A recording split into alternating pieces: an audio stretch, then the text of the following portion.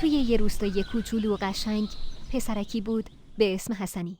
حسنی خیلی بازیگوش بود. از صبح تا شب توی کوچه ها می‌دوید، با بچه‌ها بازی می‌کرد، خاکی می‌شد. اما هیچ وقت نمی‌رفت حموم. ننش هر روز صداش می‌زد: حسنی جان، برو حموم، تمیز شو. ولی حسنی فقط می‌خندید و می‌رفت با بچه‌ها بازی می‌کرد. یه روز دید که هیچ کدوم از بچه‌ها دیگه باهاش بازی نمی‌کنن. گفتن: حسنی، تو واقعاً کثیفی، نمیری حموم، دیگه نمیخوایم باهات بازی کنیم. حسنی ناراحت شد. رفت کنار دیوار نشست و فکر کرد. یهو بلند شد، دوید خونه، حوله و صابونشو برداشت و رفت حموم. وقتی برگشت تمیز شده بود و بوی خوبی میداد.